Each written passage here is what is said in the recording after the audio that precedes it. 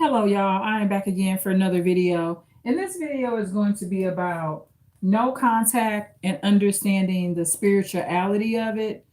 And oftentimes, you don't want to be mad with people, right? But what you want to do is understand in deeper form why no contact is necessary. So, I've discussed my younger sister on these videos before and understanding um, how things really play out. The thing is, it's not always easy, when you got a relative, especially siblings, you don't want to not call them back. You wish you could. There comes a time where there's things that need to be done spiritually to stop certain situations. So one of the things about my younger sister is this. From my perspective, I can only go on behavior, okay? In her behavior and some of the things. So no one's going to be perfect. But what happens is, for one, you don't want to be in contact with anybody where there's a personal relationship and they lack understanding of why you're doing things the way you're doing it. And it's not a good idea to be in contact with somebody that doesn't ask enough questions. Okay, so one of my sister's flaws is not asking questions. And what's happened in these circumstances, due to the fact she doesn't ask questions, and I want to clarify this, the right questions. Okay, not just asking questions, because she asked me a question several years ago, an unbelievable question. If I had used her name to get a student loan, that's an insane question.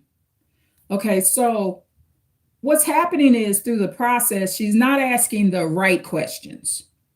So you don't want to be involved with people that have basically known you your whole life, but they not understanding the moves you making, or they're not aligning your decisions. Please click a like, y'all. This is going to be a really good video. I feel like y'all will learn from as well, and I'm going to learn from it as well. So let me see.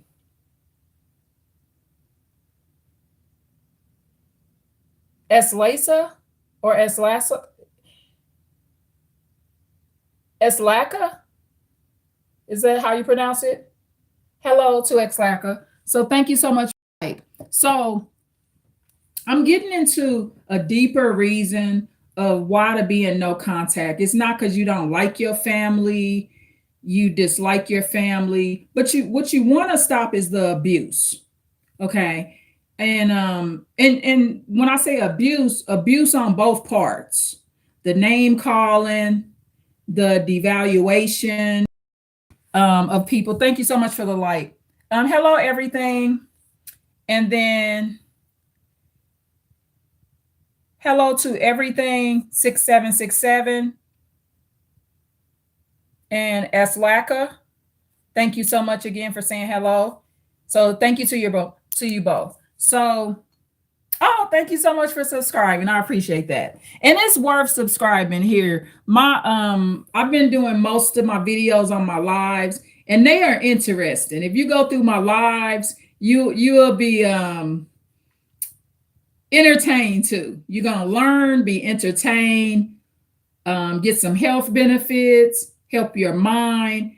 And the stuff I talk about in my lives are very unique to my life. Like, sometimes I'll talk about my grandmother's restaurant.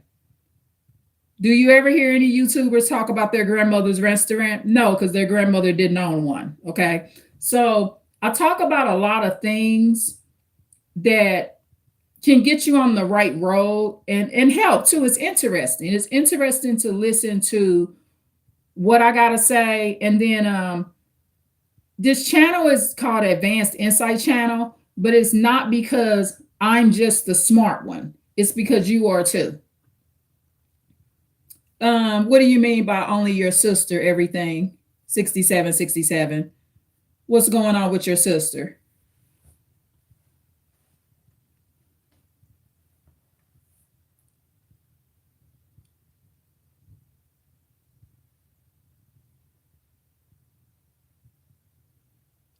What's going on with your sister?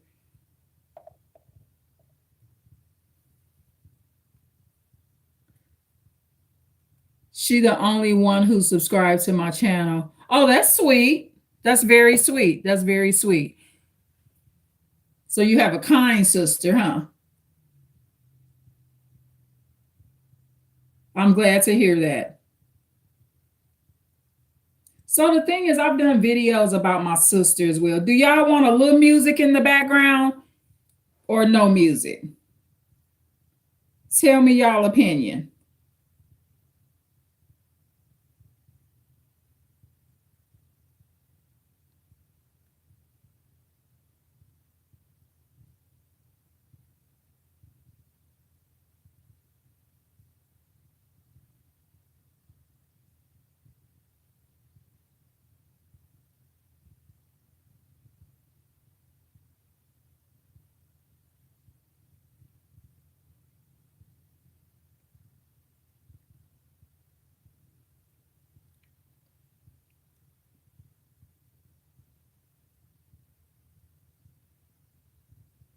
Yeah, so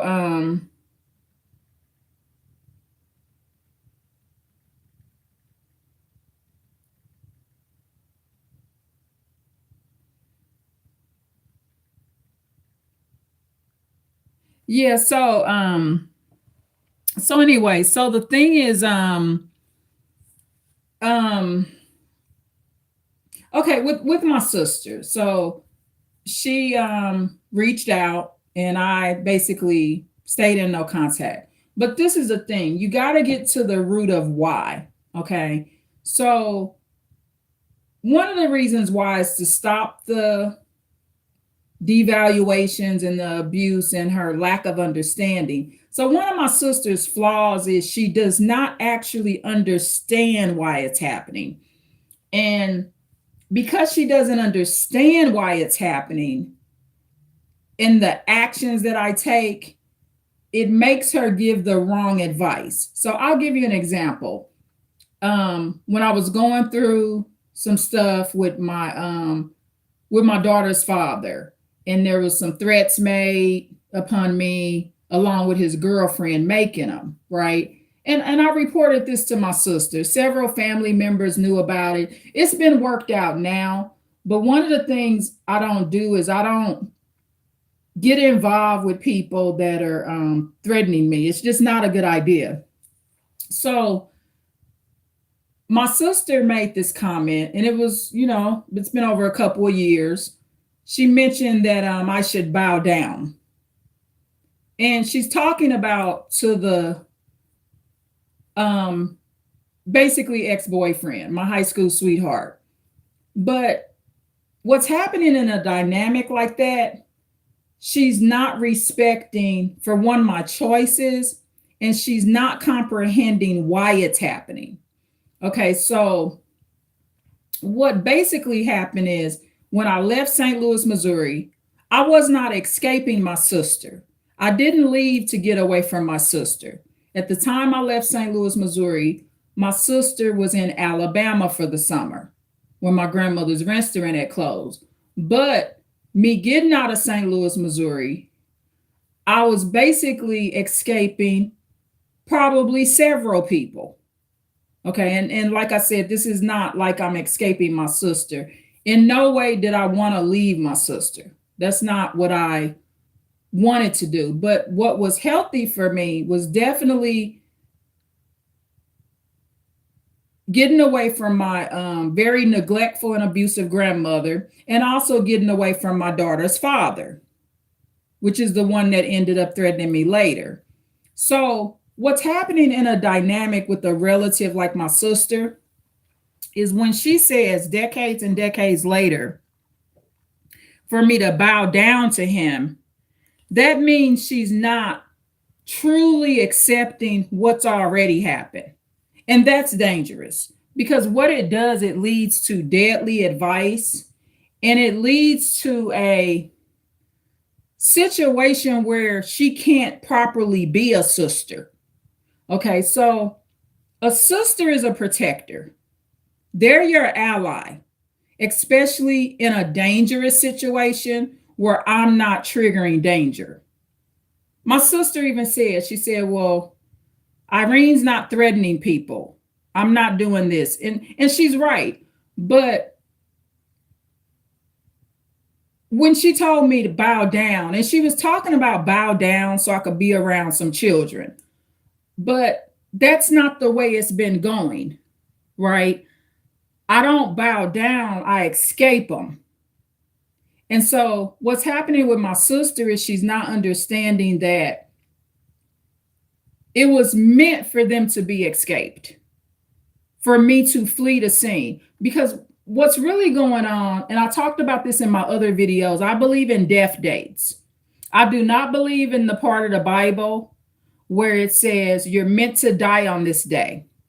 That's for rare circumstances, but like if a 5-year-old dies, but I believe there's many death dates. Okay. And depending on how you handle your life and your choices, it will decide which will be your final death date. So with the situation with my daughter's father, I was 15 years old, y'all, when I had my daughter. And what's happening in the dynamic, okay, I'm gonna explain this part. When I was 15 years old, one of my aunties came to me, talked to me when I was early in the pregnancy, and asked me if I wanted an abortion. I told my auntie, no, I love the Lord, I'm having my child.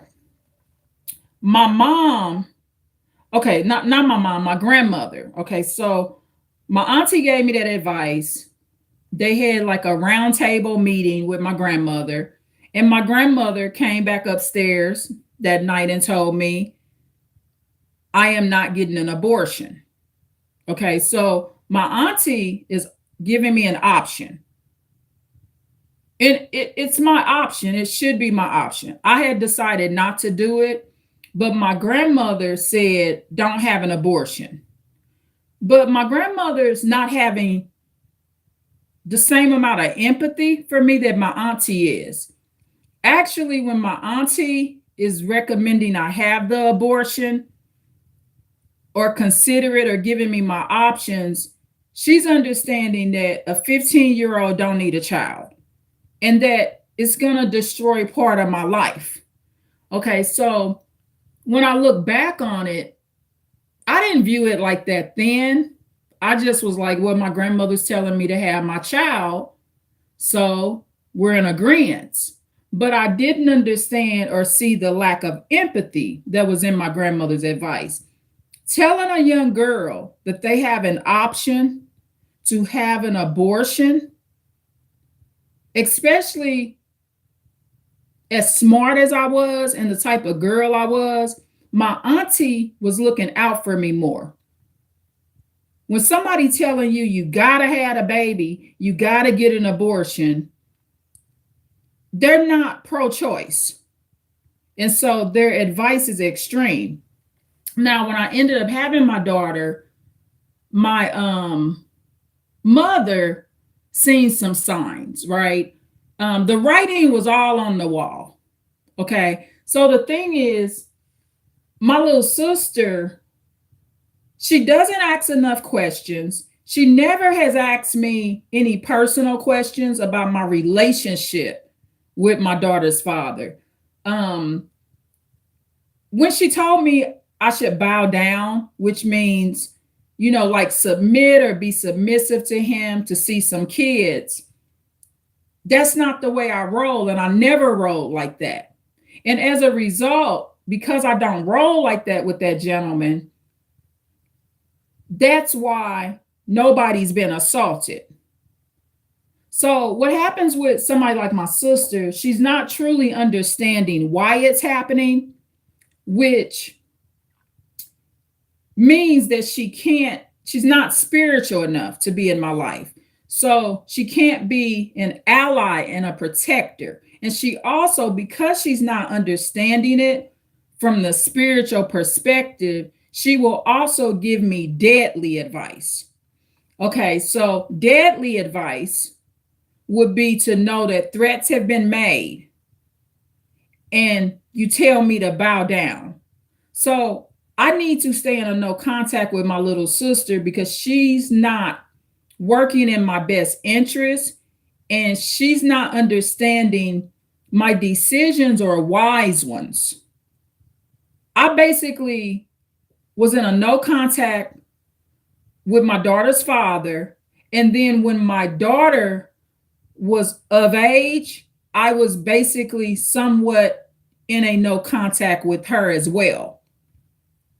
She used to threaten me too. She used to tell me if I came in town into Texas, she was going to have 5 people jump me. So what's happening in these situations is I do believe in a disobedient child does not live all their days. And when I say a disobedient child, I'm speaking of myself. So when my auntie told me to have the abortion, and my mother gave me the advice that she gave me, which was to give my daughter away when she became a teenager or place her. So when both pieces of advice were given to me, when my auntie gave me the advice, I didn't follow it.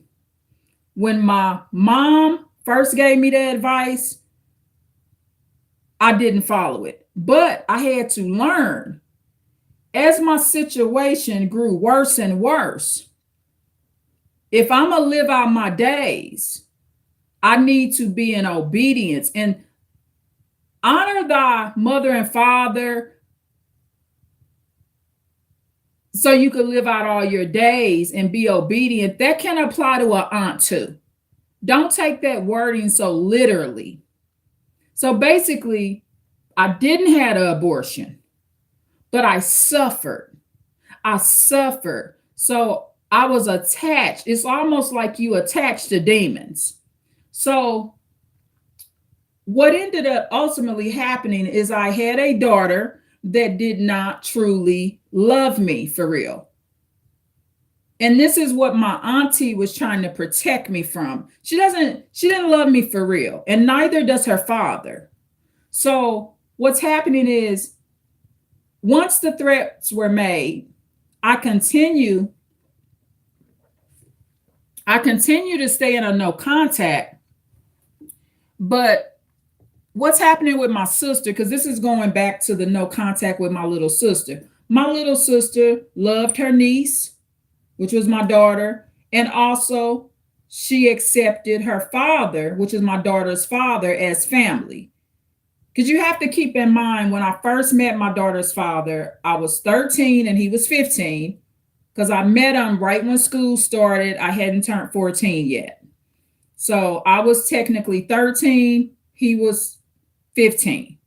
So we were very, very young. So you have to remember that my daughter's father has been in my family for a very, very long time.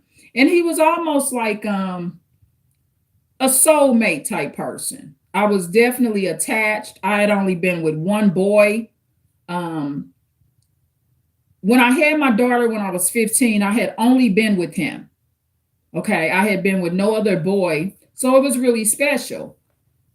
But my little sister, she has a judgment of my life and she's not understanding wisdom. So my little sister, I read this text that she sent me.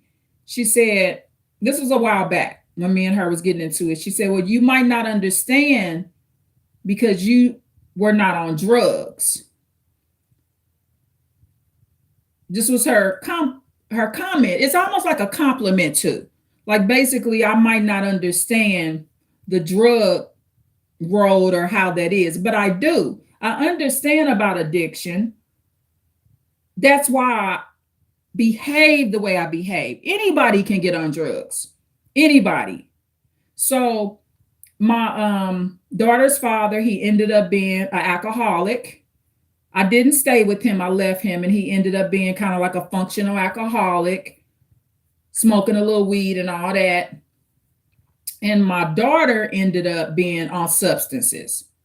So remember, my auntie told me to abort, not told me, she gave me the option to abort. She didn't tell me anything. She wanted to let me know that abortions are available to me. I'm a child getting ready to have a baby. And to be honest, my grandmother, she didn't mean me well. Walking up telling me I gotta have this child. I was having my child anyway, but there needs to be options. So when my auntie offered me the choice, she was talking to my grandmother about the choice because she's pretty much encouraging my grandmother to go with the abortion choice, or kind of recommend to me to have an abortion. But my grandmother did not believe in abortion. But there's no empathy there.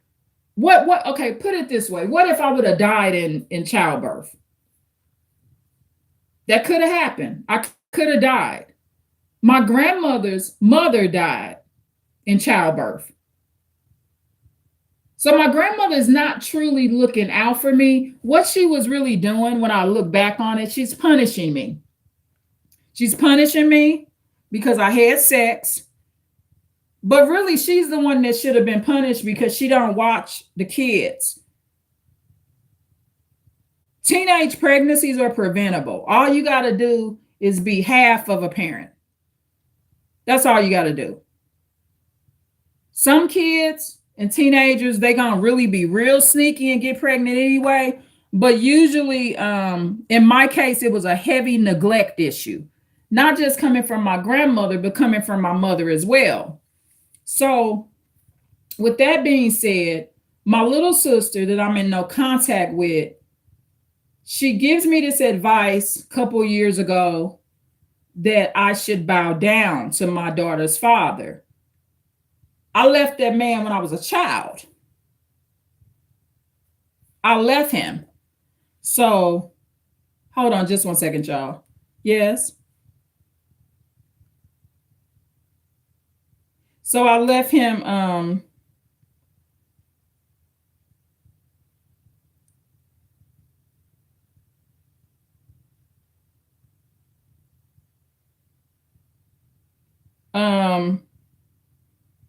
yeah, so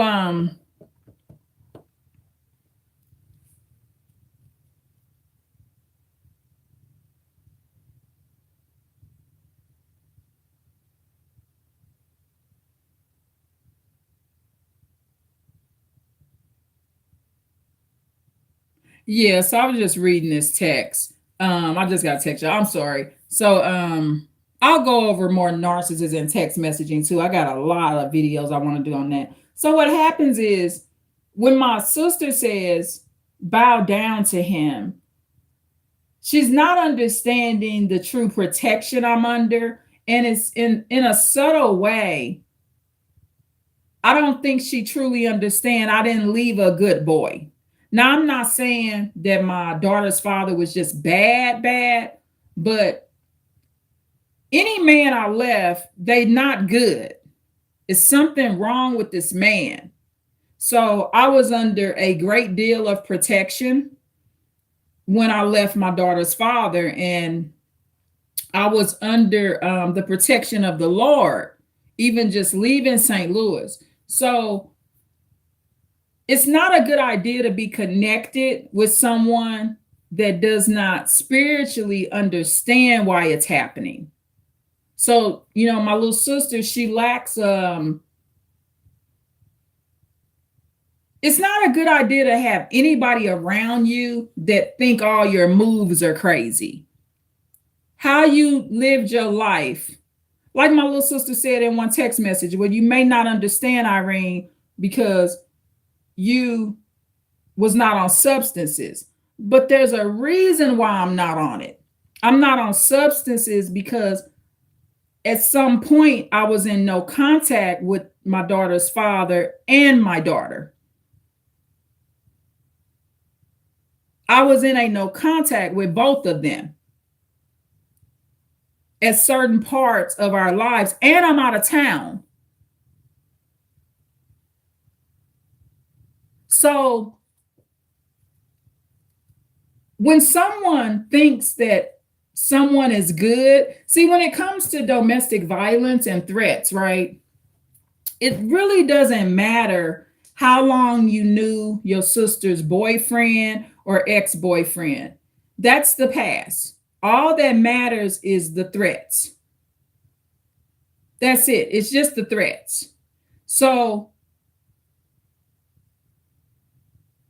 it is not like you got to take sides, but it's just healthier if there's been threats passed. You shouldn't be telling someone that's been threatened to bow down to the people that threaten them. That's irrational. So the reason I'm going to stay in no contact is because my little sister is irrational. This is not a logical person. So that's not a spirit that I need in my life. Because it's kind of like a dangerous type of spirit, having a spirit around that doesn't mean you well. It's just like, for example, my little sister would mention how my mother stayed away from the restaurant, my grandmother's restaurant. See, it's certain parts of our environment, and I don't know if it's because my sister didn't get saved and baptized and give her life to the Lord, but it's certain parts of our childhood and our environments that she see as decent that me and my mom saw as very toxic. Because see, me and my mother, we could pick up on energy. So where my mother was wrong at is when she didn't come to the restaurant to see us more or to pick us up and spend more time with me and my sister. But it was not a bad idea for my mom to stay away from the restaurant. There was a lot of demonic energy. There was a lot of neglect. There will be times that I remember my mother coming down to my grandmother's restaurant to help her pick greens. And at the end of the day, I had a grandmother and my mother had a mother that does not spend appropriate time with us. She's not empathic enough.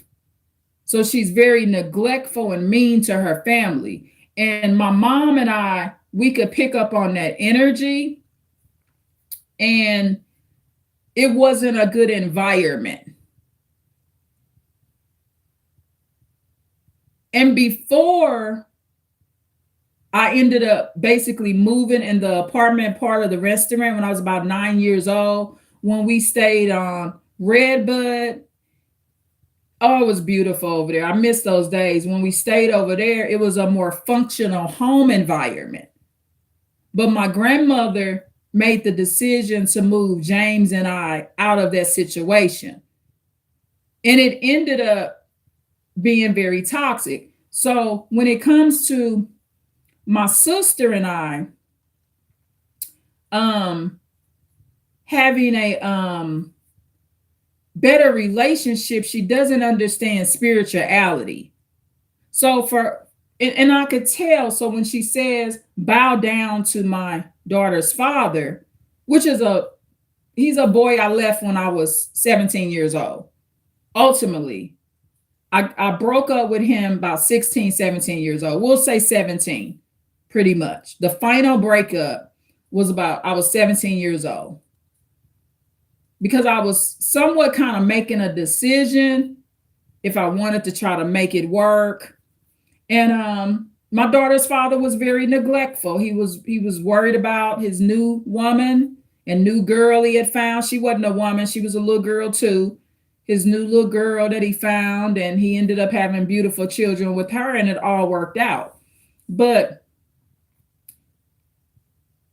my little sister, it's best for me to stay in no contact because she has a broken gift. Her gift of being clairvoyant is broke, and in her mind, she has her answers. Okay, when she texts me and she says, well, you may not understand, you were not on substances, you were not on drugs, but it's the moves I made. It's the decisions I made from a very young age as to why my little sister can say, my big sister is not on drugs, and my little sister is not neither. One of the reasons I stayed off of drugs and never got on drugs is so I could set a good example for my sister.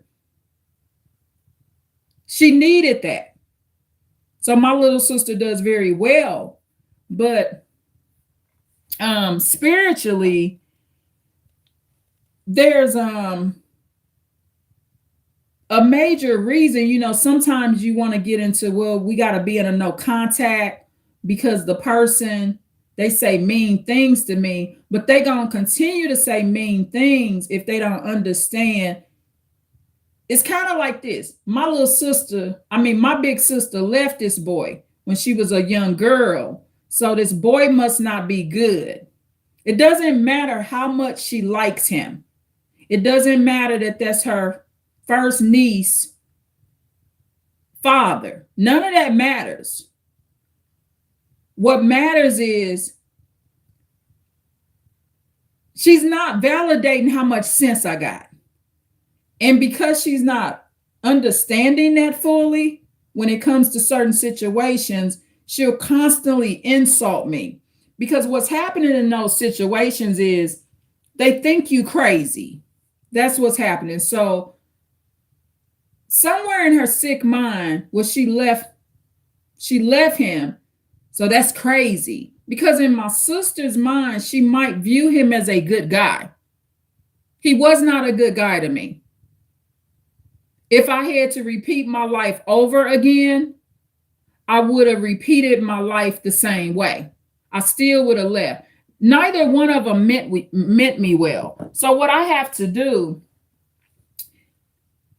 I want to live out all my days. So what has to happen in these type of situations is this.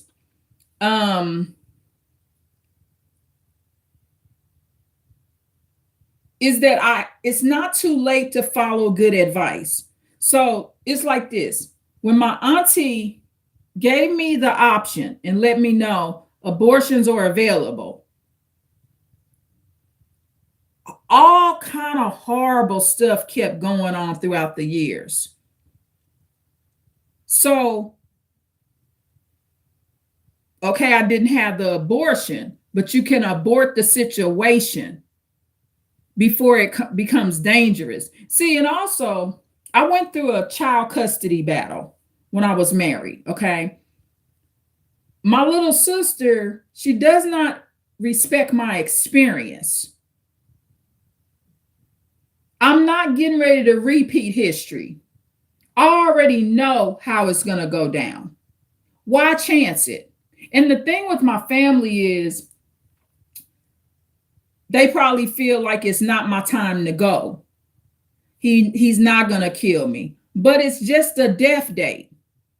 I believe there's many death dates, but you only going to die one day. But you can make your death date sooner by your actions. So if there is any threats being passed, and my daughter's father, he did apologize. However, the lady that threatened to bash my head in, which is the lady that he's with, she didn't apologize. I don't handle domestic violence like that. Men should not be threatening me. They can't really apologize for it. It's been said, and I'm going to react by staying no contact. So what happens with my little sister, she thinks I'm some kind of dummy, right? So, and you can tell by the things she says, right? One time I was talking to her and she said, "You're fucked up." Stuff like that. She's utterly disrespectful, and she's not a good sister. I would never tell my sister to bow down to anyone that's made threats to her. And I'm gonna give you another example of what she does. She was in this roommate situation, and one of the roommates died. But her roommate that died, her daughter that was living in the house that my sister was roommating with them, the daughter was being beat, brutally beat with a steel boot. Okay. A steel toe boot or whatever. And I think it was a steel toe boot and a bat. Yeah. So this guy, he was from like El Salvador, something like that, right around one of those countries. Like he's an immigrant, basically. So the boyfriend was beating the young lady. She about 27 years old, something like that, was beating the girl with a bat and a steel toe boot. So one day I'm talking to my little sister and she says, he's nice. Because they're saying he's mannerable, like he's nice. But he beat this girl so bad. My little sister texted me a picture of it. He beat her so bad you couldn't recognize her. This was a pretty girl. So I can't be interacting with my sister and she acting like she just got off 15 little yellow buses all at one time. I cannot be spiritually involved with that. So I told my little sister, I said, he's not nice. And this is the roommate, because the roommate that was being beat, she was about 27 years old. Her mother died. Okay. Her elderly mother died in the house. So the young lady that's like 27, she's being beat with a bat, a steel toe boot. This man beat her so bad he knocked her teeth out. This is my little sister's roommate.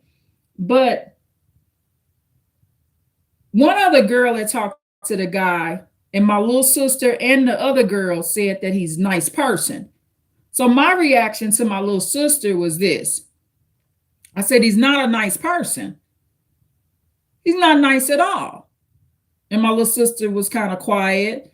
And she said, something like, what do you mean or whatever. I said, he beating the girl with a bat, beating her with steel toe boots. He's not a nice person. And I think what's happening is she does that with my daughter's father as well. He's the same type of man. He's very nice, dressed nice. From the outer appearance, he's very charming. Scorpio man, but he wasn't good to me. When we was kids, he spit at me. He's always been evil. And see, this is what my auntie, when she was a Catholic, when she's giving me options, if I wanted to have an abortion, and that didn't happen with any of my other kids. None of my other kids did somebody come to me and say, would you like to consider an abortion? Only with this one child, my firstborn, did that happen. And I mean, it was hell. Every time something happened, even over the past several years, I'm not going to lie. I'm not trying to sound mean, but my auntie might have known that it was going to be very non-beneficial for me. There's not a lot that I'm getting out of that. I didn't get a man. I didn't get a husband. I didn't get a respectful child. I didn't get richer financially. It didn't win me any respect bringing this child in the world. The only thing that won me respect from bringing my child in the world is that I took care of her. And most of my respect has came from my no contact, not through having my daughter. It's the no contact, staying out of town, and staying clear of all the demons. And the thing with people like my sister, right? She may say, bow down to him. I even had one of my cousins saying they all were very defensive of him, right? So what that does is like they've known him since we've been kids. He's my first love, my high school sweetheart. I get it. They love a man. And to a certain degree, I do too. If he died tomorrow, I would cry. I would.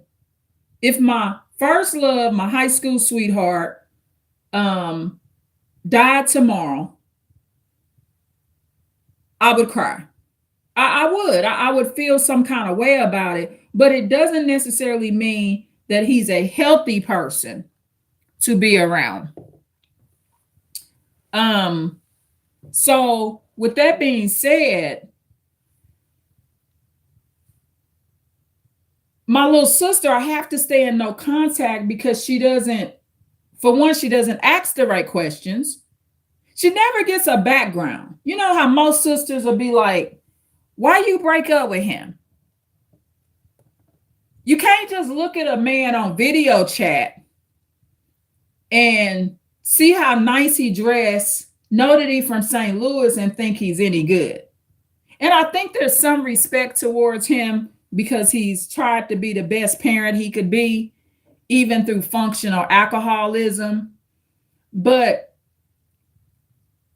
my auntie and my mother, my auntie told me, abort the child. She recommended and offered me an option. She offered me an option to abort the child. So what that means is when my auntie asked me that, she wouldn't have mentioned it if she didn't think I should consider abortion. So she's giving me my option, letting me know at 15 years old. Let me see, how old was I? Was I 14 while I was pregnant? I think she's telling me that at 14. No, 15. I was 15. So I was 15. So at 15 years old, she's let me add this up. Hold on. Because my daughter was born the end of July. Let me see. 6, 5, 4, 3, 2, 1, 12. Yeah, I would have got pregnant right around my 15th birthday. I might have got pregnant on my birthday. That's probably when I got pregnant, come to think about it. So I would have got pregnant on my birthday. So I was like 2 months pregnant. I was early in my pregnancy. So when my auntie's offering me that, she wouldn't have mentioned the option of abortion if she didn't think that was appropriate. Okay. So you might say, well, what the hell is this about? You had an abortion, but it makes a difference for the future of the situation. The future of the situation and what's going to come and how I should react in the future. So see, when your elder advises abortion, because that's what my aunt is doing. When my mother is saying, get a child away when she's like 12 and 11. My mother told me when my daughter was 11 years old, give her away. And it wasn't because I was a bad mother. It's just the child was so toxic. I had a very toxic child. This is what I'm going to recommend, right? Be careful who you have your kids by.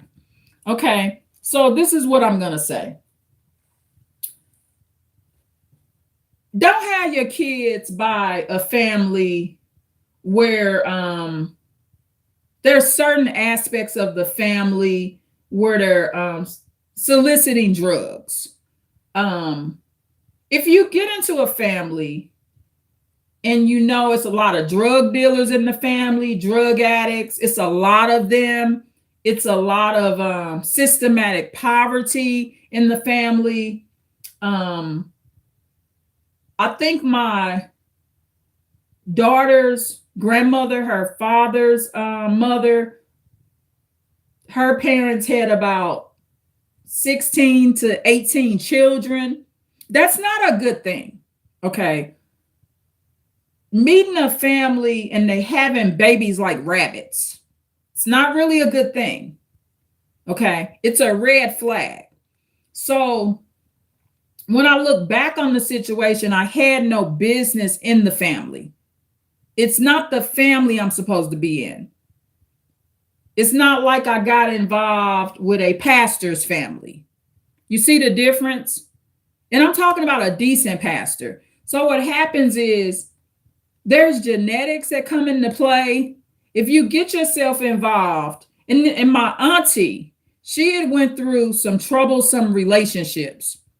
So my auntie also knew the type of family that I was getting ready to have my child by. She knew that it was some intelligent people in that family, but she also knew it was a lot of degenerates in that family too. And one of the degenerates was my daughter's father, because at the time he was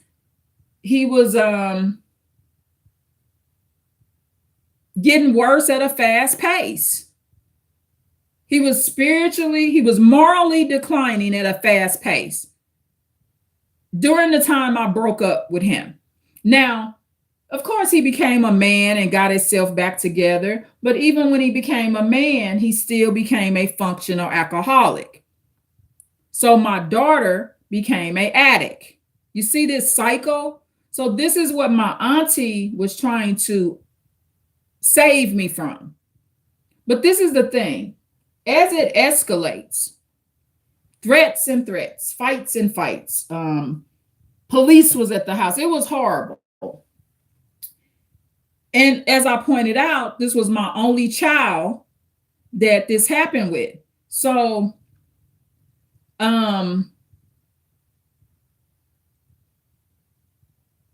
you'll be surprised what people texting y'all. People, when you got relatives and they get girlfriends, I get this text. Well, he's childish at times. Like, think of him when he was like 7 or 5 sometimes. He reverts back to those stages, kind of like a kid, dumb jokes and immature sexual talk, just a lot, but is cute most of the time. This is what my relative's girlfriend sends me. So basically my relative got a sense of humor and likes to play around a lot, okay?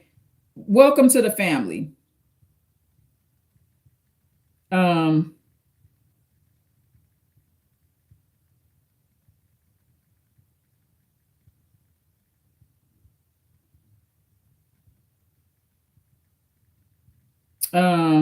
So I said, I am that way as well. We have a humorous family. I raised my family to never lose the kid in you.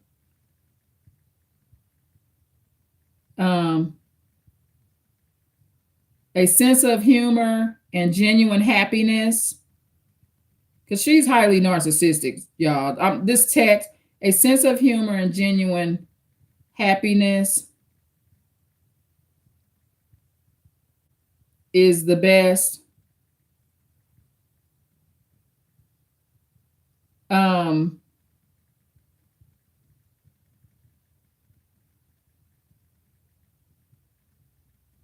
I said, I think you make him happy. And I'm going to ask her this. Do you want a man that's in a bad mood?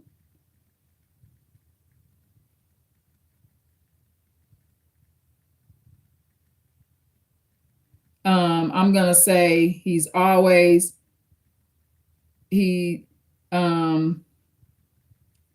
going to say he's always been a child at heart.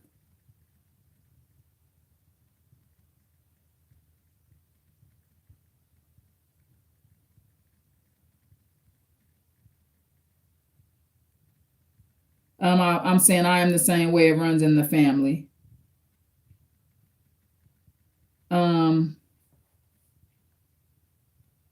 These texts, y'all.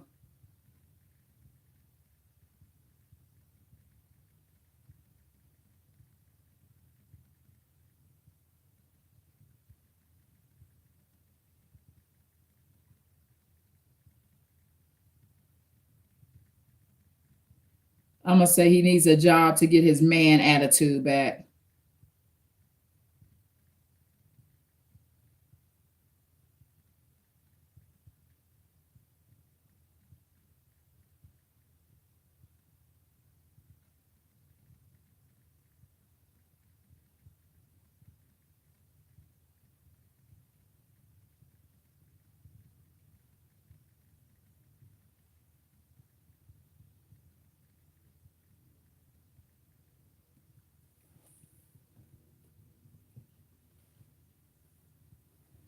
Um,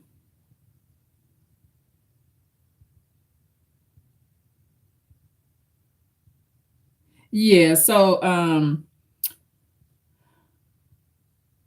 this is just a girlfriend wondering why my relative is so happy all the freaking time, right? Well, I don't raise miserable people.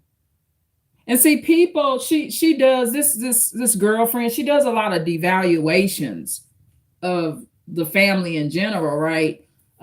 Just because you're happy doesn't mean you're acting like you're 5 or 7 years old.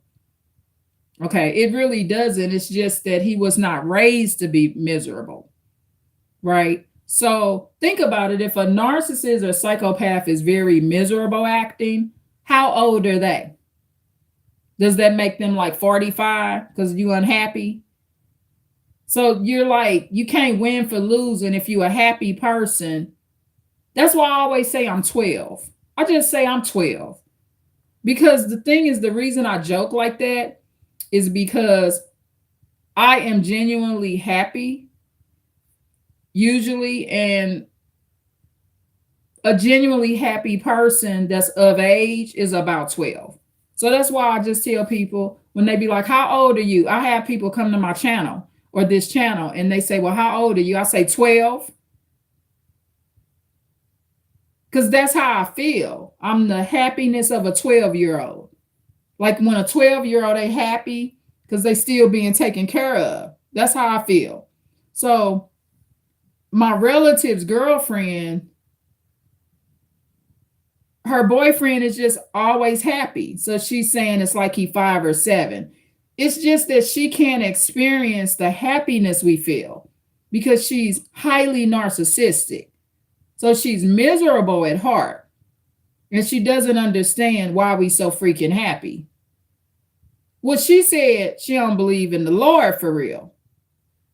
Because her mother died. So maybe if she started believing in the Lord, she could see why we so happy. Start there. I mean, you got to work on your spiritual life. So I just told her it runs in our family because she's constantly like trying to devalue the family. She's white. And I'm not saying that's a bad thing, but some of these questions I think she would understand if she was black. Okay. Black men crack jokes, they have a heavy sense of humor. Like my son Daniel, he has a very, very dark sense of humor. Like, I don't like using that word dark, but in this sense, I'm gonna say it in a good way. He has a very like a dark, little demonic sense of humor. Isaiah the same way. It's just the black race. Welcome to the race. Don't date black people if you mad because we laughing and cracking the fuck up all the time. And I'm from St. Louis, Missouri. That's a laughing state. We laugh at shit that probably other people don't think is funny, but we think it's funny. And so Elijah was raised around me, and all my sons, Daniel, Isaiah, Elijah, we just like to laugh and shit, and talk shit. It's just how we are. But it sounds like she hating on him a little bit. For real. Imagine me being with a man and I'm texting one of his relatives and he's the man telling one of my relatives, she's laughing again. She's acting like she's 5 or 7. Is she okay? How long has she been this way? This is fucking crazy. We just had what she want him to be. What she want him kicking her ass? I said, do you want him to act unhappy? I mean, because we got our other personality, right? So you sure you want him to be unhappy? Because that's not a good thing in my family neither when we unhappy. Because we might kick a little ass. So she should take the happy version of him, if that makes sense. Don't bring out his other personality. But I'm just playing it cool with her, you know.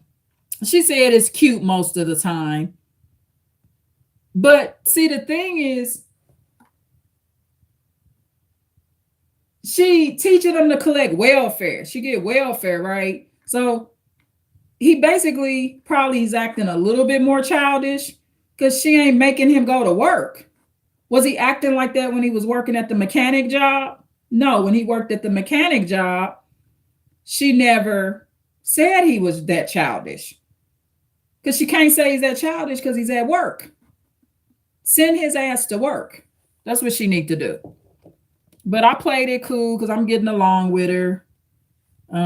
She's kind of confused because she sent me some texts and I did some reactive abuse.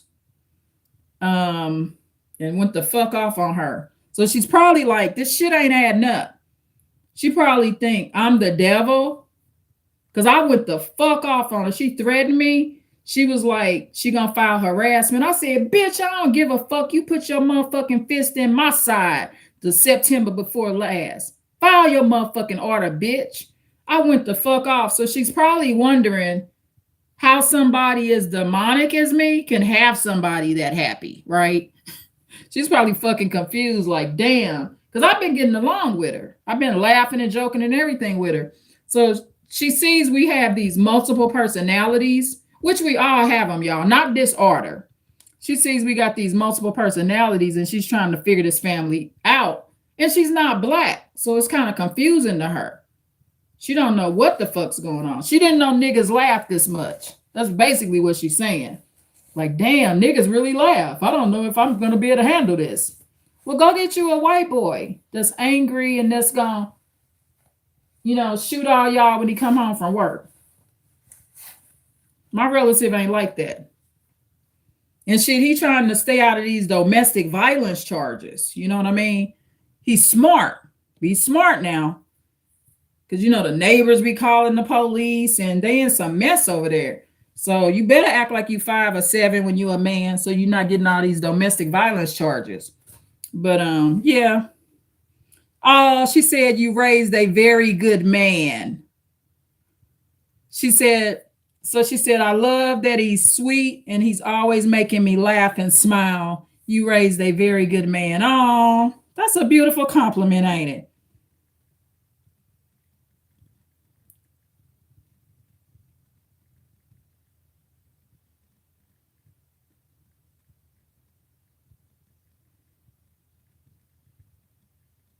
Yeah, I told her, thank you so much. I appreciate you.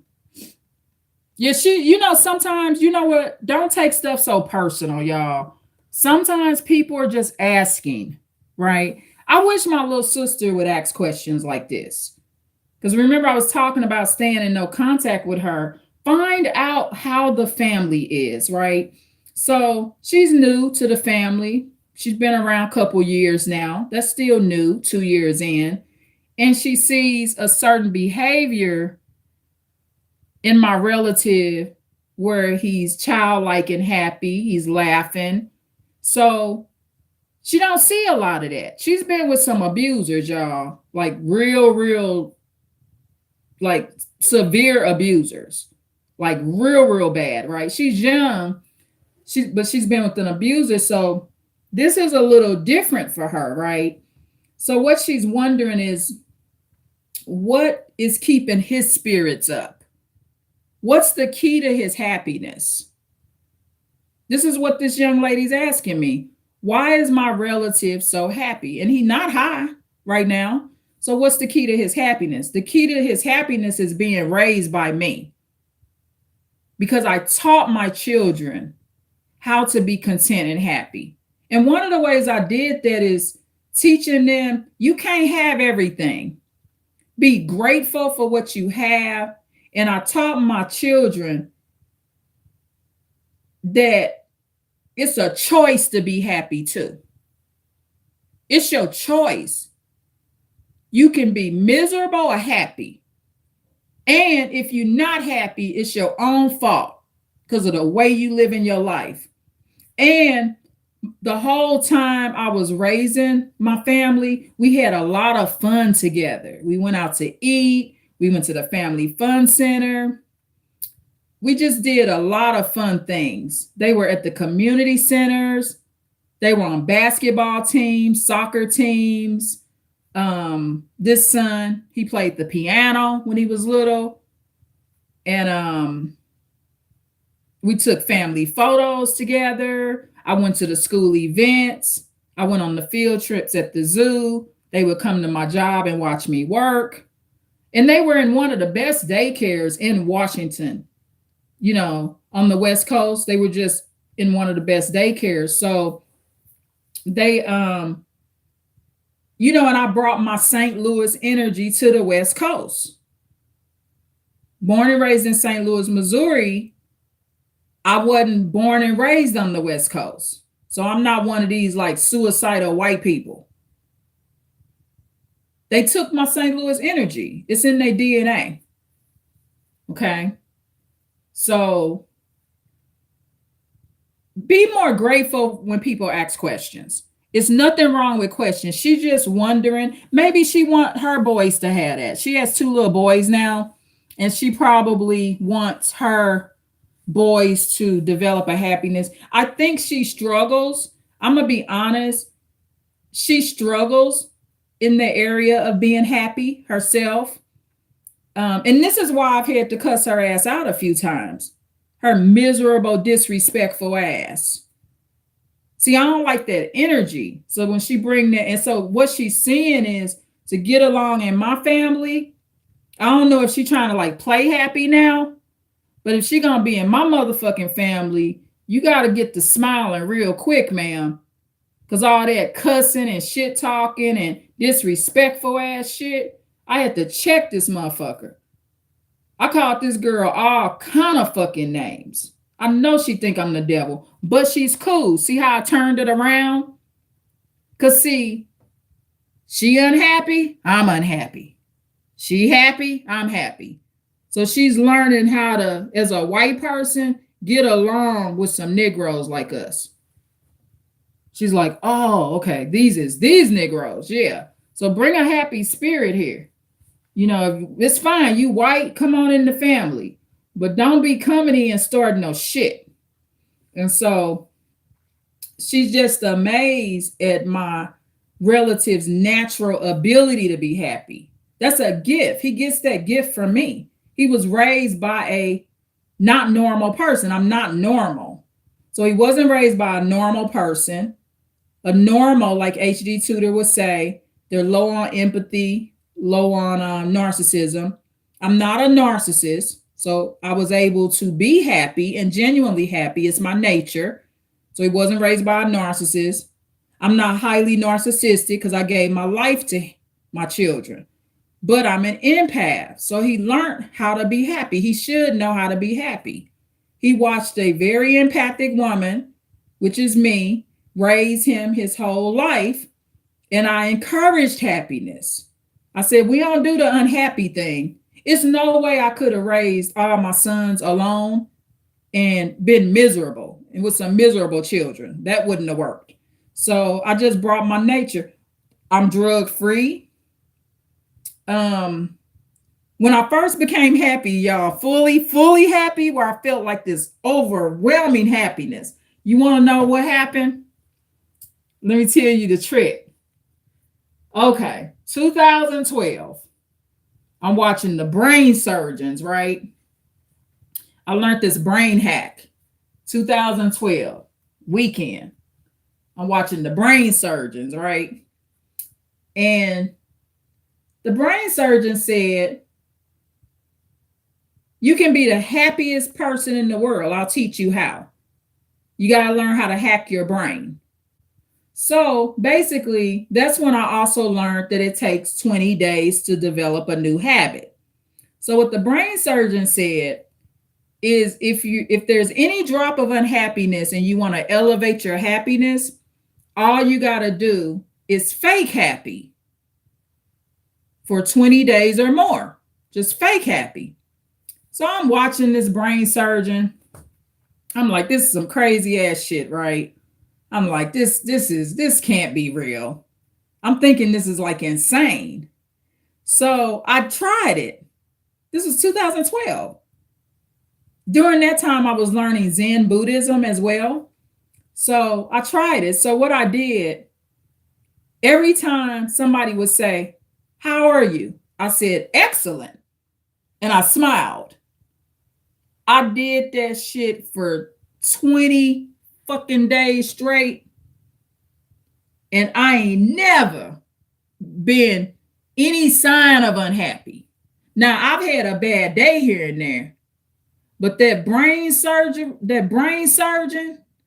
that taught me how to hack my brain and how to stimulate happiness in a healthy brain, it ain't no joke, y'all. So it's kind of like, remember that old saying, fake it till you make it? That's some real shit. And what happened for 20 days straight, I said, "Oh, I'm excellent." And I said it just like that, right? And I wouldn't say I was unhappy, but I was definitely a little stressed out and having like more unhappy days just due to my schedule, stress, jobs, kids. But after the 20 days of what you call hacking your brain and fake happy, putting that extra show on, I was actually happy fucking for real. That's my journey. And so I raised my sons to be happy people. I said, you only get one life. So that's what she's seeing. So she's liking to be with a happy Black man. You don't see a lot of those nowadays, right? There's not a lot of happy Black men, especially with the crime rate. You got one Black man killing a Black woman every 5.5 hours. So you're not always seeing that. So hopefully that makes sense. So I'm so proud of Daniel. I'm excited. He has this fantastic event tomorrow. Isaiah really rocks with his career and his job. Isaiah has maintained his job a very long time. My sons really rock, y'all. I'm really, really proud of the men they are becoming. I am. And it's not just due to me. They're making their own choices too. All of them are trying to make better choices. And so I'm very, very grateful. So going back to the subject matter with my little sister, and I'm just using this as an example, not as an attack, but me and my sister, we can't spiritually connect if she doesn't understand why I do things and why I'm not crazy. She got the evidence right before. So when she says something like, well, you may not understand you weren't on substances, she got to start looking at it like, oh, my big sister ain't on substances because she got away from these niggas over here. See, my sister's not connecting the dots. So there's like a spiritual decline there because she doesn't understand that it's not all by accident, right?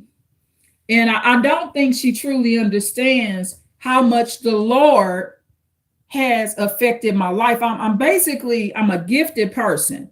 I'm prophetic and I'm basically a clairvoyant, y'all. So see, the thing with my little sister, what she may not understand is when you're dealing with being a clairvoyant, I'm not allowed in the energy. So like she said, will bow down because she wants me to get close to these kids. I can't do it because I'm clairvoyant and I know that's danger zone. See, I can predict shit. Just like my auntie predicted it, right? What did my auntie tell me?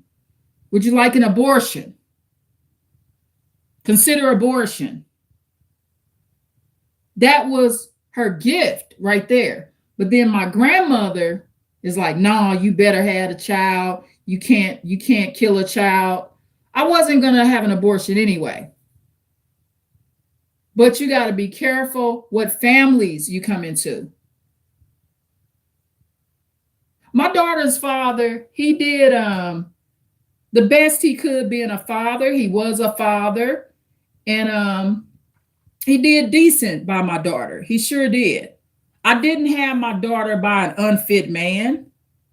So I can respect I can respect Scorpio's parenting. I really can. And so I'm not devaluing nobody's parenting.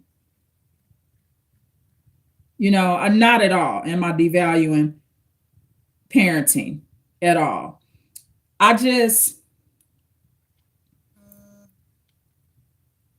it's when I look at my life, I'm not reaping a real reward for it. I mean, I don't do teenage pregnancy. Teenage pregnancies, I would do the same thing my auntie did.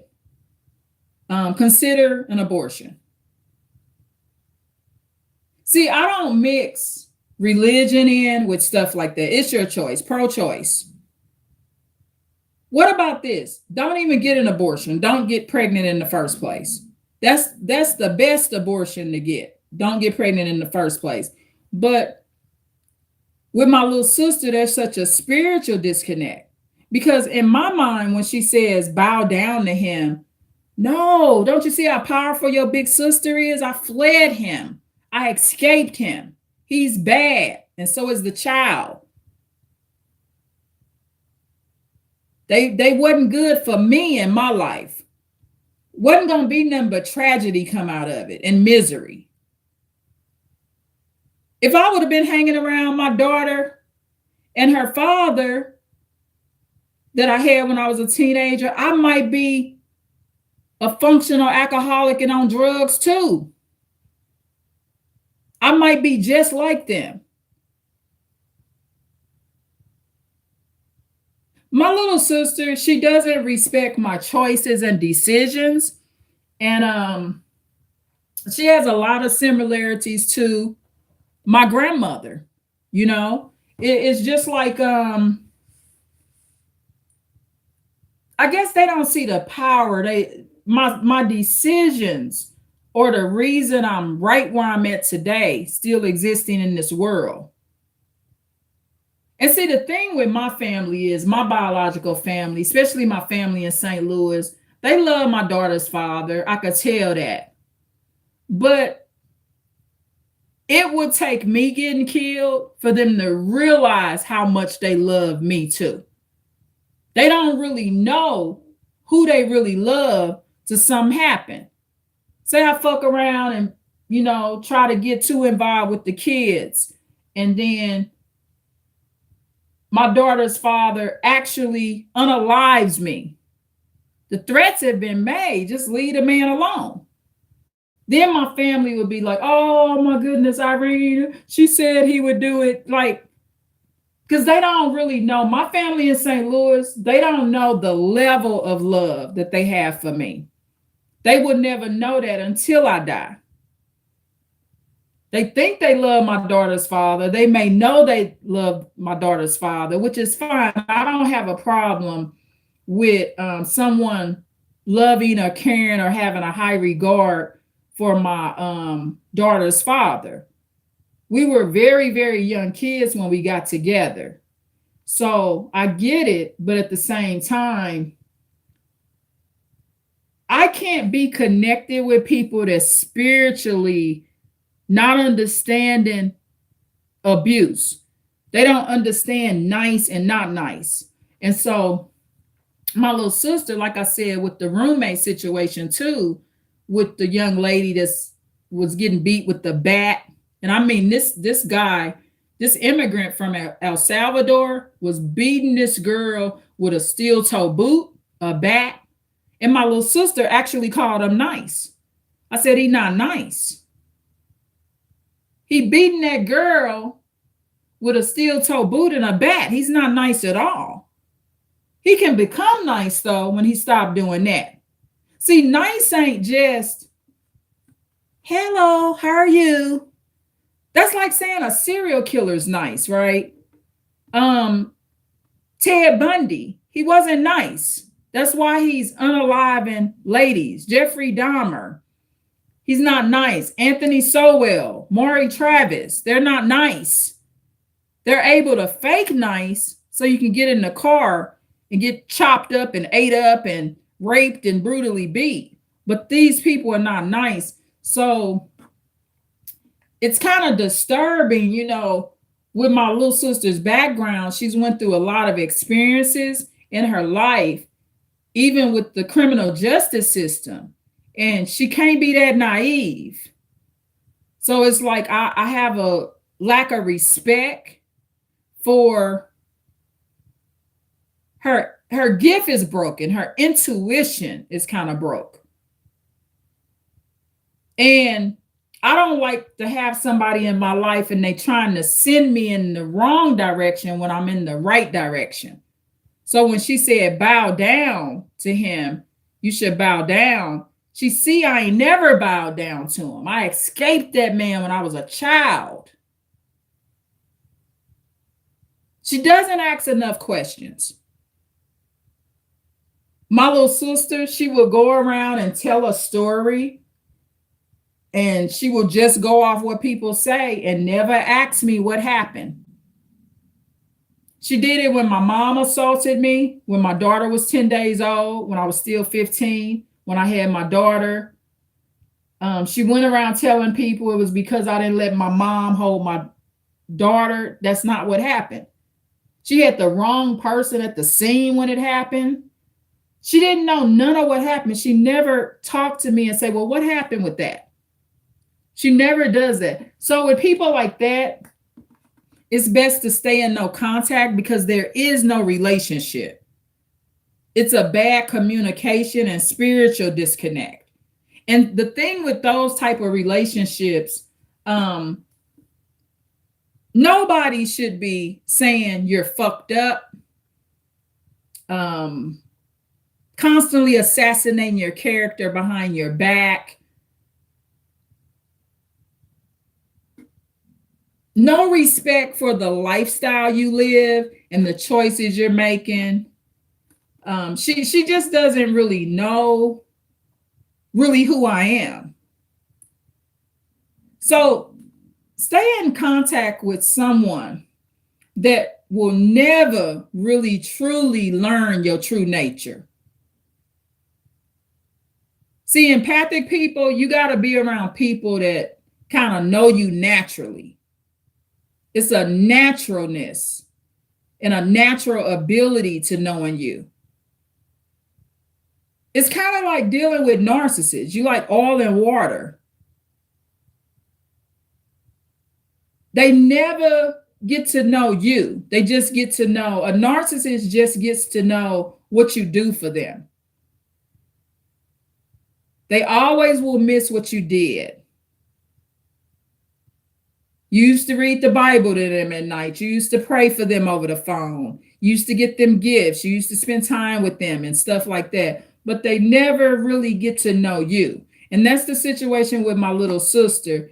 She's never really getting to know who I am and respecting my choices. Bow down to someone. I was pissed off when she first said it, but now I understand that's more the reason I need to stay in no contact. And I don't know if part of, my sister, she's lived a homosexual lifestyle, right? So I know men better. And I think it may be kind of hindering things because she don't know men like I do. Especially a Scorpio man. I don't bow down. You flee Scorpio men. You flee them. You escape them. You move on with your life. You stay out of their mess. You stay out of their triangulation. All that craziness and that chaos. And she doesn't ask why. The thing is, the catch with this situation, I will never forget the advice that my auntie and my mother gave me. Those were my protectors. And all I got to do is remember the advice and stay out this situation.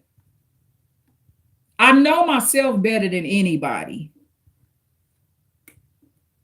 And you know, the thing is with family members, when you're in no contact, they don't understand the second half of your life, right? So with my little sister, I've raised a lot of children. So maybe she think I need more. Like bow down so you could be around the kids. No, I don't need any more children. That's not what I'm looking for. So that's the hard part when people, you'll be called selfish, you'll be called this and that, just because you don't want the drama and the life. So let me see. Everything 6767. Oh, tell your sister I said happy birthday. And then everything 6767 says, bye, I'm sorry I have to go. That's fine. You can watch the live later. The live will be uploaded right away. And then thanks again, everything 6767 for subscribing. I appreciate that. Yeah, so stay in no contact with people that are committed to never understanding you. They see everything you do or most of what you do as some kind of stupid act or choice, and they view another person's perspective as that's the way you should be going, and you shouldn't be going that way. See, you know, people should ask, why are you doing it that way? You know, there's never any questioning, because they view children as a gift just because you gave birth to them, and it's not always the case. It's not always the case at all. I'm very strict when it comes to domestic violence. I have to be. I have this channel here, and I just think it would be totally hypocritical for me to be having a channel called Advanced Insight Channel, and I'm entertaining people that have made one threat towards me. One threat is too many. And see, the thing with my little sister too, with me staying in no contact with her, see, I already went down the rodeo and I got the experience. There's part of her that's like I said, getting off 15. Sometimes people, when they don't understand your life and why you doing things the way you're doing it, they act like they just got off 15 little yellow buses and they on all 15 of them. They just don't understand your life at all. And that I'm making decisions that's best for me and others. I don't think she's even listening, you know, when I'm like the exchanging my daughter situation I had with my ex-husband. Because when I left my high school sweetheart, I ended up marrying another man, having more children. And so someone not understanding. Thank you so much. Can I take one? Yes, I got some strawberry cream pies. Thank you, Daniel. Thank you. Yeah, thank you. Thank you, Isaiah. Make sure you lock the door, guys. Yeah. So I got some McDonald's strawberry cream pies, y'all. Thanks, Daniel, son. So the thing is, I don't know. Sometimes people might think you're making shit up. You know what I'm saying? Like, I've been through the exchanging the kids rodeo. So another thing I'm strict on is following psychological advice, right? So if a psychiatrist tell you stay away from abusers, stay away from them. If somebody say, a professional, say stay away from abusers, because you don't play that shit, right? Do what the paperwork say. So many people would not enter penitentiaries And then with anybody you're in no contact with, stay in a no contact when they don't understand your nature, right? And somebody sending you against your nature and judging your nature, especially with a Scorpio personality like I have, it's not a good thing. You know, sending me against the very essence of who I am, like the bow down thing. I'm a leader. I don't bow down. I left that boy. I left St. Louis. I got away from my grandmother and that boy. I'm a leader. You don't tell leaders to bow down. It ain't nothing to grab from that. All that situation would do is send me in poverty. That's just more money you're going to be ditching out for kids and stuff. It's unnecessary. My little sister, she don't ask me stuff like, what is my goals? You know, she never asks, why are you doing it that way? You know, you may not think people are so crazy if you ask. Like my relative's girlfriend did. She asked. You know, she wants to know basically how we so damn happy all the damn time. This girl has seen me have heated arguments with her. And within 10 minutes, I'm happy to the motherfucker. I'm a happy person. That's my nature. I work to be happy too. I put effort into that. And I don't have to put a lot of effort into being happy because I am empathic. And I do know how to love. So spiritually, I got to stay in no contact. My little sister, not my ally. If you know any threats have been passed, and at the time she told me to bow down when the threats was passed, he hadn't even apologized yet. My daughter's father had not even apologized yet. But it's not a smart move. No matter if they apologize or not, it's not a good move.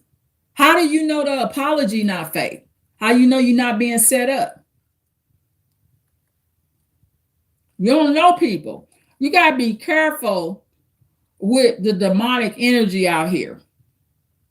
You really do. Because people, it's just like earlier, I was watching the Shanquella Robinson case, stuff like that. I'm going to be doing a video about that too, on how all those people that had to do with Shanquella Robinson's death, they all going to hell.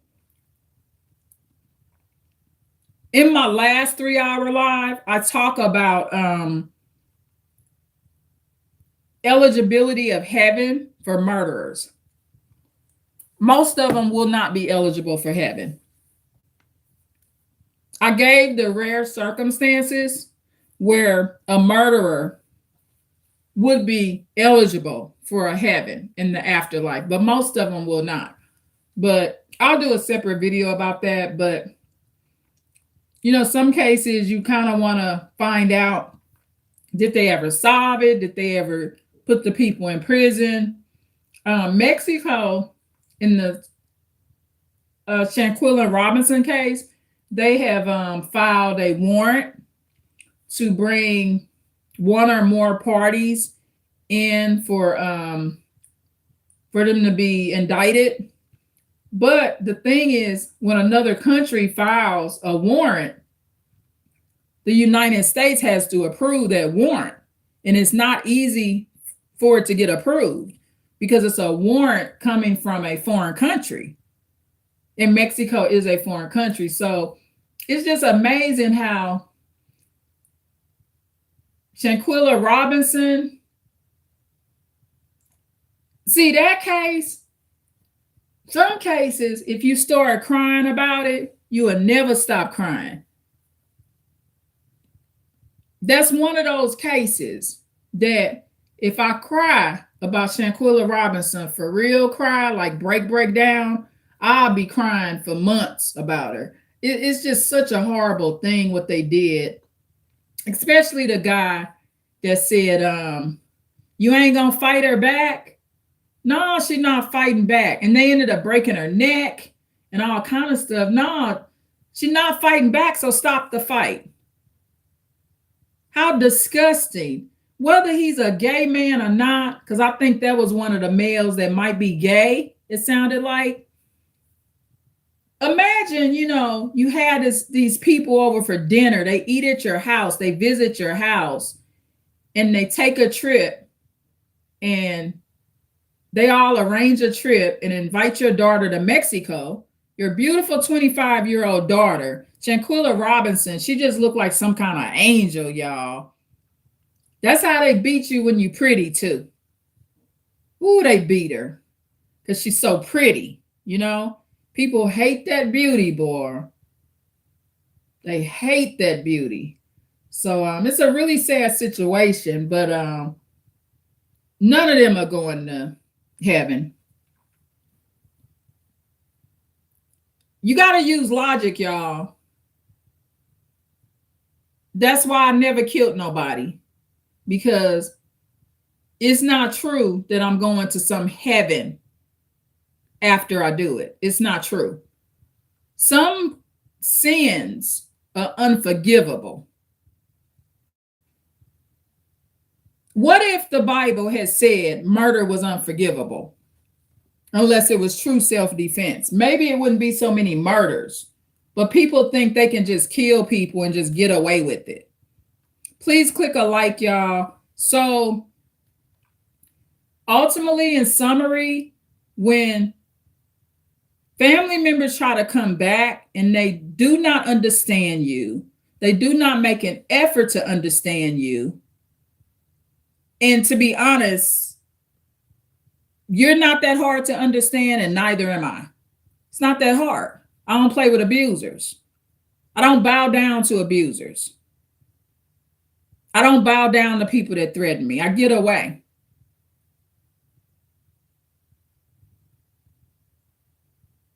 And when you're interacting with relatives and they don't see the wisdom in what you're doing, stay clear of it.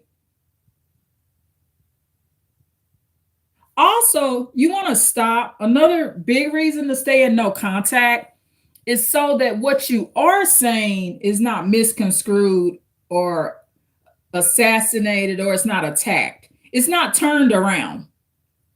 Because there's been too much of that throughout the years. Too many stories that just wasn't told the right way. Where my little sister can't even say, what happened that day?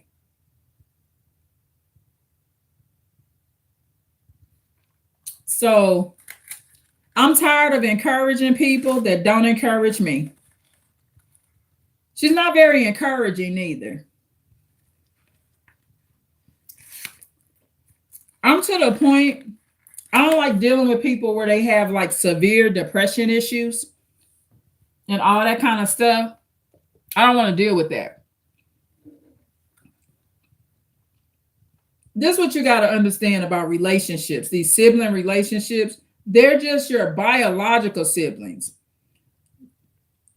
They ain't your sister or brother for real, right? So when I look at my little sister,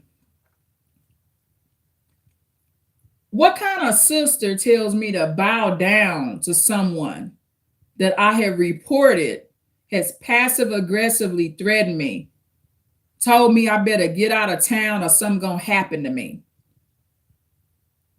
And the woman threatened to bash my head in. I'm over it, but it's not about their threat. That's over with because I know to stay away from these foods, but it's the type of sister I have to tell me to submit to it, when that's not how I've been reacting to it. That's not even my personality. How do you see I've been reacting to it? I left him when I was a teenager, and I placed my daughter. Eventually, I placed my daughter with her father and said, here's your daughter. Come get your daughter. That's how I've been reacting to it. Stay in no contact with people that the good part of your personality, they want to rearrange that. So that's a very positive part of my personality. And you want to be around more encouraging people that are more motivational, that encourage the good part of your personality. Don't interact with spirits that want to take you backwards. Her advice, my little sister advice, there's no good gonna come out of it because my auntie already warned me. That's my angel right there. My auntie told me when I was pregnant, would you like an abortion? Now I could keep on messing around with these fools and degenerates, and I end up being aborted, if you know what I mean. And the thing is with these type of people, when they're threatening you, sometimes they don't even think they're gonna hurt you.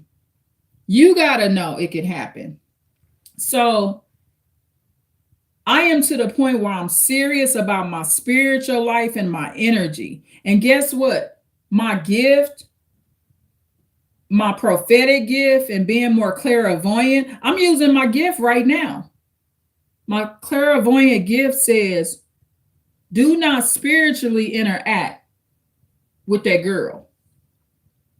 Do not spiritually interact with somebody that's so twisted in the head that when you tell them you're being threatened, they so disrespectful, they tell you to go over there, bow down to the abuser.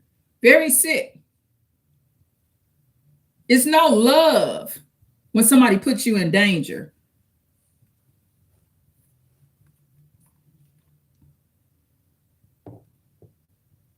But like my sister says, these are nice guys.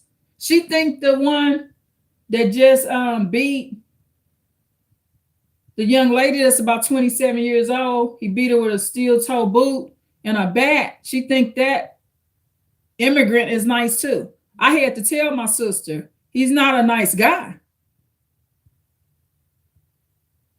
You being nice, it's not just about how you speaking to somebody. That's not what make you a nice person. That means you just Can I get one more? Yeah, that just means you just playing nice. Thank you, Mama. You're welcome. Eat that downstairs, baby boy. I Hi Isaiah. Hi Isaiah. Thank you. That means the person just playing nice. Serial killers play nice, but they're not really nice people. They're not really nice people at all. It's just a game they're playing. So yeah, my thing is this year, I'm dealing with people that truly has good spiritual energy. Like you don't want to interact with somebody, whether they be take all that in there with you. That in the bag and that. Where's the 100 envelope thing?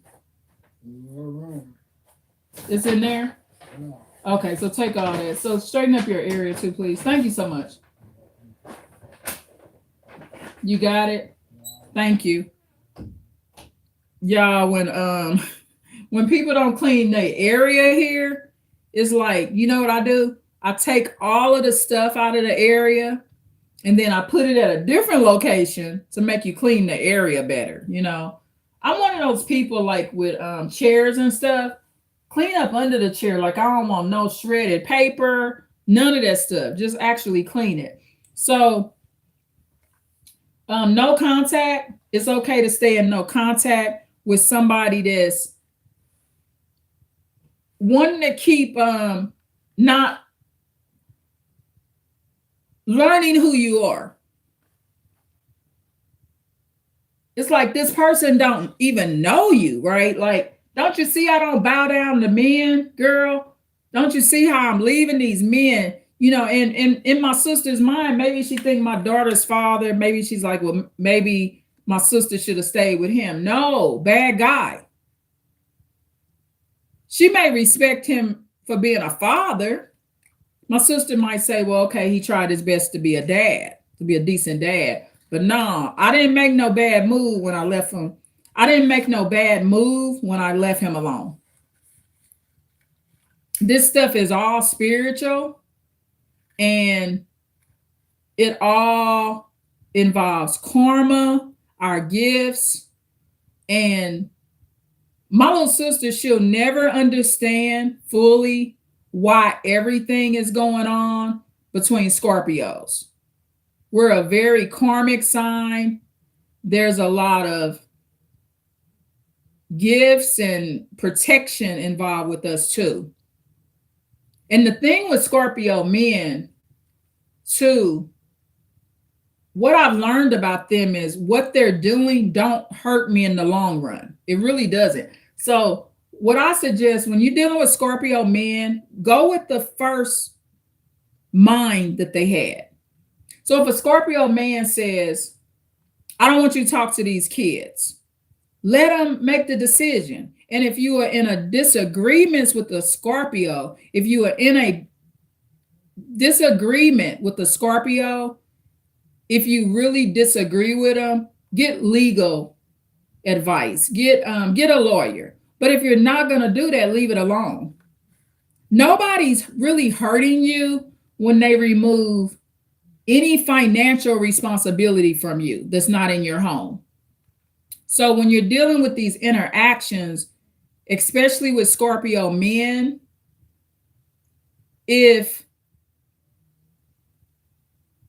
they're removing something from you, allow it, because they're saving you some money too. Let them take on that bill. That's all. Leave it alone. So what my little sister doesn't understand, as I stay in a no contact with her, I'm an obedient child, not to the narcissist, not to my ex that I had my first daughter by when I was a teenager. I am in obedience to my elders. And my mother and Auntie Bertia, they put me on the right road to protecting me. See, this is the thing. Narcissistic advice sometimes is the best advice because the small amount of empathy that they have is going on you. So my Auntie Bertia, her position wasn't to protect my baby. Her position was to protect her baby, which is me. I'm my mother and my auntie's baby. And me going against their clairvoyant gift that this was all going to be horrible. My auntie knew it before my mother did. See, my auntie Bertia, she was always a protector in my life, my whole life. So that's why she intuitively knew that this was going to be a bad deal. She knew I shouldn't be having no child as a teenager. And I also shouldn't be made to have a child. I was going to have my child anyway, but it's never too late to get out of a situation that's going to continue to hurt your life and make you repeat history. On this channel, I follow what I teach. When someone threatens you, leave them alone. That's advanced insight. Leave them completely alone. Not partway alone, not sometimes alone. Leave them completely alone.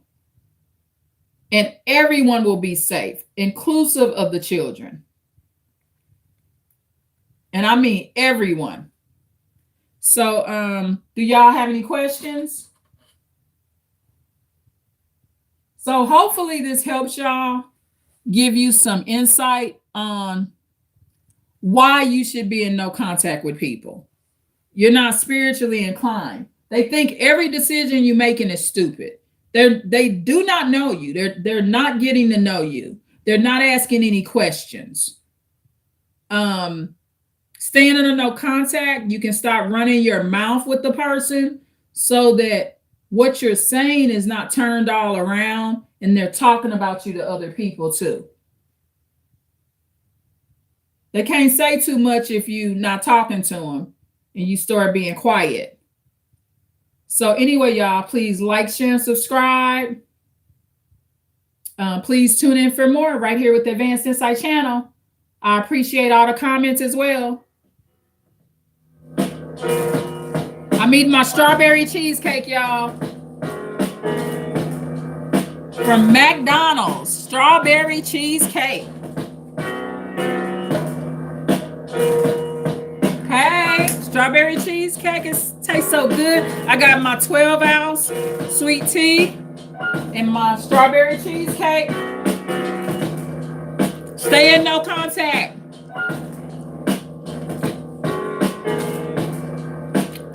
Actually bring some good people in your life that care about you, y'all.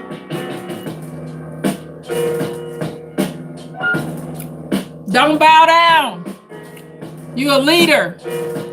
Work on those leadership skills.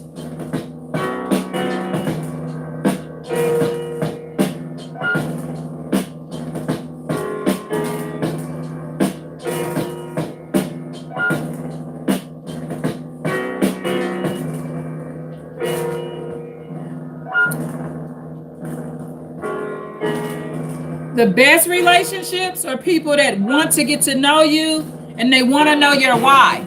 Why are you doing it that way, girl? Stop dealing with people that think every freaking decision you have ever made in your life is stupid. Stop interacting with those kind of fools. They're gaslighting you, not understanding your blessings. I have had a very blessed life and a very blessed journey, and I will continue to have that. I'm not going to give up.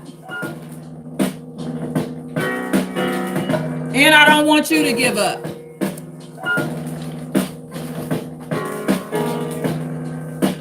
Please like, share, and subscribe, y'all. Love y'all. Please click a like. Thank you. Bye. Tune in for more right here. Please leave a comment as well. I answer questions for free. Love y'all. Thank you. Bye.